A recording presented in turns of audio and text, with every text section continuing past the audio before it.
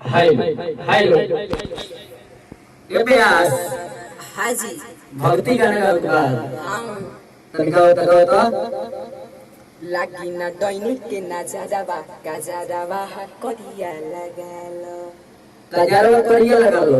हाँ। ये तो गाना पुराना लागत है प्यास। तो ये भक्ति गाना है। हाँ। लड़की के नाम पर लिखा ना थोड़ा सा नाम एक जगह मत। कहे कि ते बड़ा लड़की के नाम पर गाना गाओ तो कंप्लेन हो पहले से लड़की के नाम नहीं करो ना थोड़ा सा एकदम थोड़ा सा ज्यादा हुई तो काट दिया ही।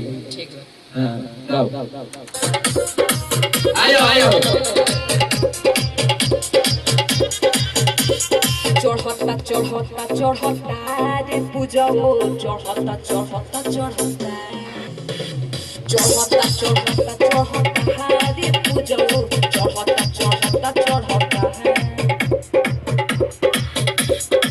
चढ़ता पानी दशहरा चढ़ता पानी दशहरा गजरा करिया लगालो। चढ़ता पानी दशहरा गजरा करिया लगालो जान करिया लगालो जान करिया लगालो। लगी न डोनी के नजरा गजरा करिया लगालो।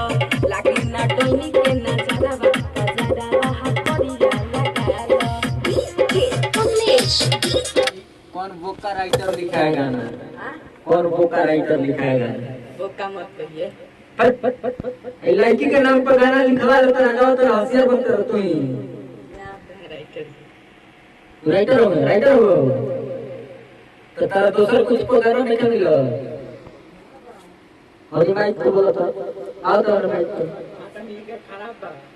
मैंने लड़की सब के नाम पर तू गाना गाओ तो ये गलत बात हुआ देवी गीत ठीक है भाई कमेंट में करिए तो हमारे दोस्त मत नहीं हो बात नहीं है गाड़ी का है आई कोनो गाना खराब थोड़े बा। आओ भाई आओ तो अंतरा गाओ आइए बाड़ू न दानी जाने तोनी बचावो माई के भगती में ध्यान लगावो। जय हो बाड़ू न दानी जाने तोनी बचावो माई के भगती में ध्यान लगावो।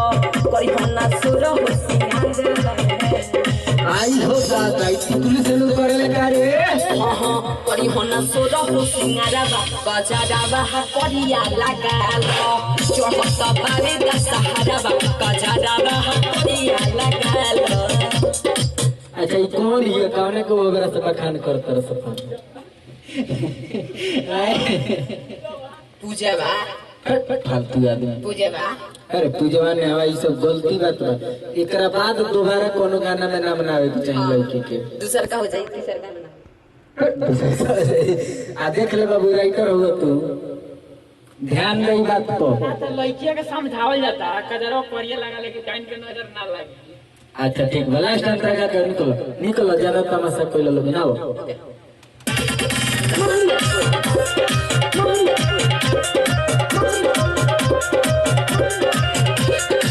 जीतन फुली जाते मानल है ना बात रे ओहे शुभम सोना घूम जनिया थी रात रे।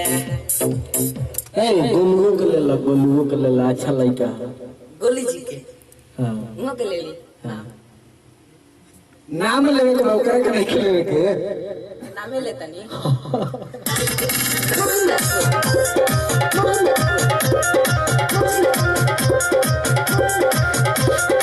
जीतन फुली जाते मानल है ना बात रे ओहे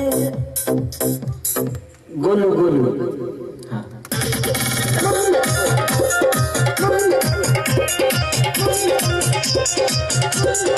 जीतन फुली जाते मानल है ना बात रे पहला गोलुआ घुना आधी रात रे।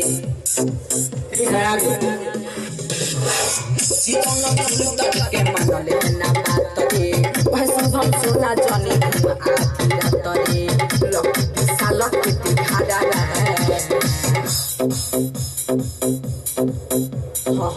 लकी विशाल के घाड़ा गजरा करिया लगा ले। लागी ना डोनी के नजरवा कजरवा करिया लगाले। बहुत बढ़िया झकास बा, लेकिन आधा से ज्यादा बकवास बा। ठीक बा? हाँ, नेक्स्ट टाइम से ध्यान में रखियो, लड़की के नाम पर गाना ना। ठीक बा। ठीक बा? आओ बहरी आ जाओ।